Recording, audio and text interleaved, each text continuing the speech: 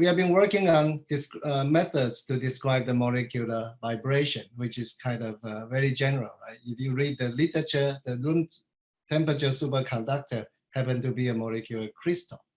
And the popular organic, inorganic perovskite material also made of the organic molecule, which modulate the optoelectronic properties. So in the textbook, we have all learned that the harmonic oscillator is the main model to help us describe molecular vibration. And if you are in the field of molecular simulation, you found most of the harmonic frequency you extract from the second order derivative are higher than what is observed in the experiment, right? So before I go further, let's review what is in the textbook. What is the primary model that has a long history is called the Morse potential, right? And the equation is listed here. Right? And so that the solution of the Morse potential, one dimension is you first see the eigenvalue. The first term is like harmonic oscillator, and the correction has a negative sign, right? So that on the left-hand side, you see the solution of the harmonic oscillator, which is a feature of this equal spacing eigenstates. For most oscillator, you see this systematically lowering of the eigenstate that make the 0 to 1 transition lower than the harmonic oscillator. And this has been the model in the literature that people tend to think if you calculate harmonic frequency, you will scale something a factor less than 1, right? So now in a polyatomic molecule, we are thinking of these modes in the normal mode. And the simple question you could ask is, are the normal mode almost like, right? So I use my favorite molecule, water, as an example. Out of the 3 normal modes, if you use this DVR, which I will describe later, is a numerical solution. And you find most of the mode frequency, instead of going down, they actually go up. And right, these are the one-dimensional cut. And if you go on to perform higher dimensional calculation, you can see the systematically lowering of the eigenstate, which in principle should approach to experimental limits. All right, so the second textbook knowledge is called Fermi resonance. And this again has a long history and that is forgotten in the textbook nowadays. This is to explain the Raman spectrum of CO2 in the gas phase, right? These papers are all very old. That's almost one of the first example measured by Raman spectroscopy in 1920s. It's in this frequency window, you expect only one vibration mode, which is a symmetric stretching of the CO2. Instead, in the experiment, you see 2. And 2 years later, Fermi came up with a model. Okay, we'll skip the German version and the English translation, right? Basically, what Fermi explained is this is a new one, which is a symmetric stretching, right? That is Raman active that can couple to the 2 quantum state of the new 2, which we can describe as a bending mode, right? And if you like, I think in this theoretical community, we are not too afraid of matrices, right? So one of the eigenstate, which I call bright, in this case Raman active, and that state is the overtone of the bending. And if the 2 quantum state couples, right? The definition of coupling is if you evaluate this matrix element, that J is non-zero. And there are certain conditions where the symmetry has to be the same, etc. Then if you diagonalize this matrix, you get alpha beta state, which is a hybridization of 1 and 2. So in a simple terms, both alpha and beta inherit the bright state character that lightens up. So this explains why instead of 1 peak, you will see 2. And this general phenomena is called Fermi resonance. And in the following, I'd like to tell you that by giving some example, this type of phenomena is almost everywhere, right? So here I list some of the systems that we have studied lately, and this is called hydronium. It's a protonated water, okay? That is solvated. But this phenomena goes on to the methyl group of the organic species. And again, it's very general in the ammonia. It's not specifically tied to water. And in the afternoon, Jack and Rona will give you more beautiful examples that they are working on. Okay, so I'm sorry for filling with a lot of water, but this is my favorite subject, right? So when the water molecule is protonated, one of the common form is H3O plus, and the nickname is hydronium. And if you want to track the infrared spectrum, these stretching modes are the most visible because they carry a lot of oscillator strengths. And there are plenty of experimental data available in the last from the last 3 decades. These are gas phase infrared spectrums measured in the laboratory, right? So there are a lot of mysterious behavior. And mysterious means we use our simple model that cannot be explained. Okay, and over the years, many systems have been measured, and many proposals have been proposed. I just feel the story becomes so complicated that we cannot digest. So that we want to develop a systematic, and we call it ab initio. That doesn't mean we don't take approximation, but instead we calculate everything from first principle without introducing any parameters to fit. I don't have time to tell you all the detail, but almost the same phenomena occur in ammonia, okay, and which is validated by many gas phase spectroscopy, right? And even system as simple as 1 proton with 2 rare gas, right? This triatomic molecule, just like CO2, instead of this system has 4 normal modes, only 2 of them are active, but the experimental data by this gentleman, Mike Duncan, have shown that very complex feature can be observed in such a simple molecule, right? And yeah, so in the literature, there are many experimental spectrum have been taken, and some of them, have been explained by fairly complicated model. And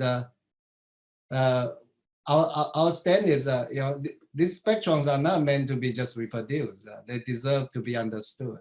Okay. And I'll tell you what our approaches are. Okay. So I think in this theoretical community, we always talk about Hamiltonian, right? So our Hamiltonian, the simplest version is this. Okay. You have the harmonic oscillator, and then which truncate the potential at second order term.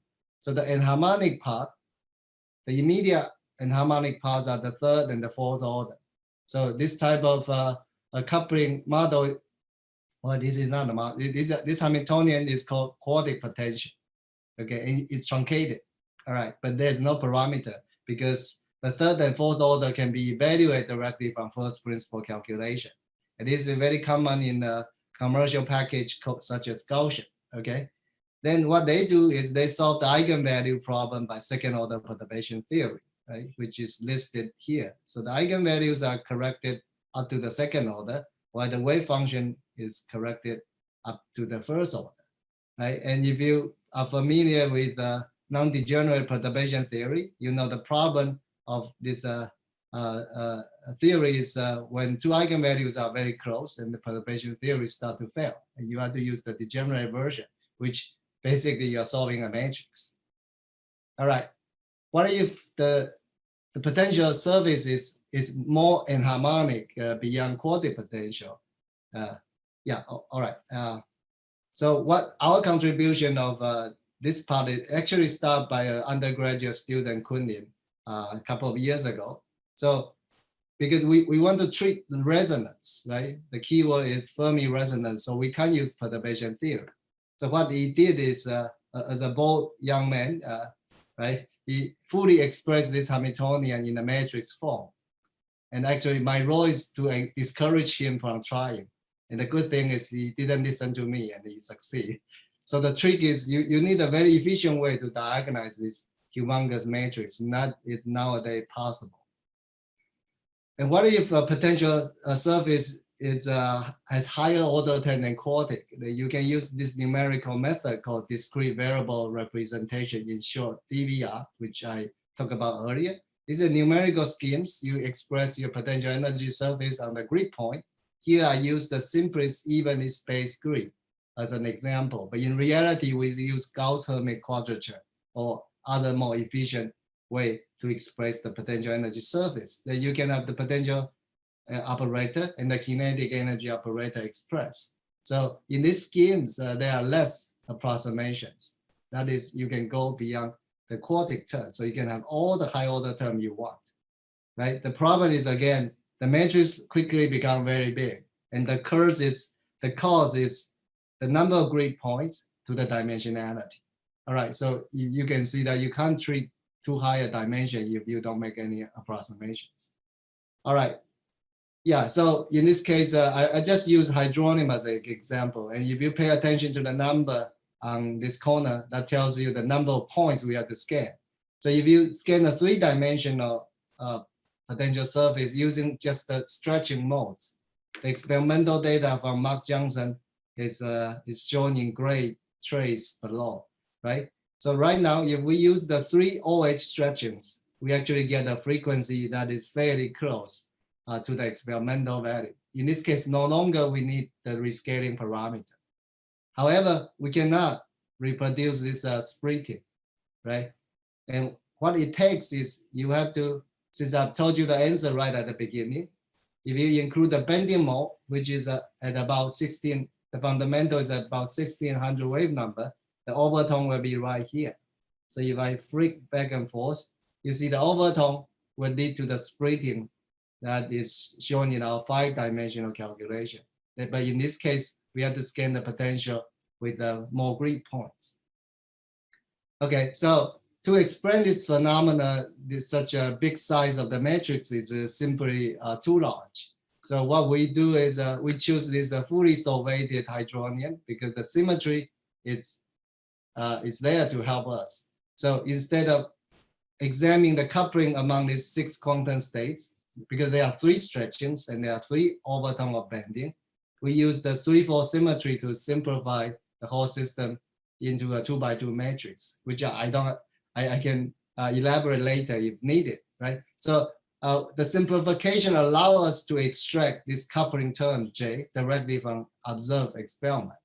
That is because we know how to invert a 2x2 matrix.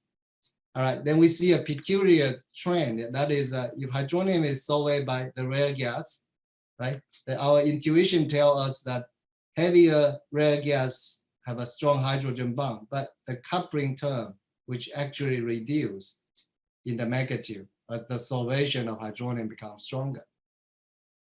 Right, so if I go to the technical parts, if we have 2 manifold, we have the stretching and we have the bending. And how do we evaluate that J term I show you? Is we solve, in this case, the total system is 5 dimension.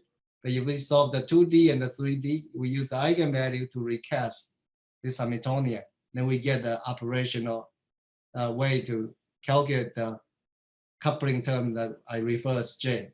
So this J is not a parameter. Instead, it's compute directly from our eigen functions from the low dimensional cut.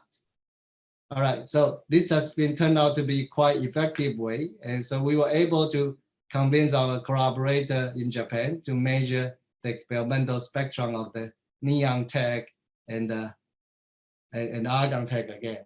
So the counterintuitive trend is confirmed, right? So, but what if we had to go to higher dimension, right? We can't always be trapped at 5D if the system, the real world has higher order. So the trick has been proposed in the literature. This is called the MO representation. That is, if you expand the potential energy surface, you know how to truncate, right? And this is a cartoon picture on if you have a 3-dimensional grid. The 1-dimensional points are those in yellow, and the 2-dimensional are those in pink, right? And that gives you the idea, the higher 3MR has far more points, right, than 2 and then 1. So then, because DFT is a good theory, but unfortunately it's not accurate enough for molecular system. So you want to invest the high-level method to where the potential surface is important. So you can use the so-called mixed level. That is, you use, for example, in the condensed phase, you have this expensive GW method that you will use them to calculate the first or the second order term, and leaving the 3 and the 4 body terms, right? As a physicist, what is many body, right? 3 means many. All right, so this is our ways of saving the computation cost. So we had to make approximations to make computational possible, okay? There's no free lunch, right? So I'm happy to share with you, right? So recently, I apologize for this PowerPoint that I made. If you look at the break trace, these are experimental data, again, taken by Asuka-san in Tohoku University. So we have shown system that span, right? The peak position have shipped more than 1,000 wave number. And our DVR method is able, right? The spectrum simulated is shown in blue. So you can see that without any parameter, we can capture the experimental feature quite accurate, right? And I'm even happier but unfortunately, okay, the ugly thing is in the first simulation, this matrix is a million by a million, and that is simply too large. And we are able to approximate this big matrix by a compact form, which is 18 by 18, and the result is shown as a red curve. Okay, and since time is limited, right, and no one can read 18 by 18 matrix in a couple of minutes, I'll show you our final answer. And we are able to digest, okay, this set of spectrum using a 3 by 3 matrix. Okay, and the story is this: the stretching eigenvalue will decrease to the low frequency as the solvation increases. The bending overtone shown in red, right? That is relatively stable. And another type of, I call dark state, is we call combination band, which is the stretching come with a low frequency mode, right? So all these eigenvalues are not parameter, but came out of our ab initio and harmonic algorithms. And that can tell you the intensity borrowing, such as those illustrated by Fermi more than 80 years ago. Right, so this is a general phenomenon, but I don't have time to tell you how it can be expressed in this amines, ammonia, and this MMA, that is the key in the organic and inorganic perovskite materials. Okay, so before I close, I'd like to remind you that Jake and Rona will tell you more on the beautiful story that they are working on. So, and finally, I'd like to thank you all for your attention and welcome you to Taiwan. I think after the pandemic is over. Thank you.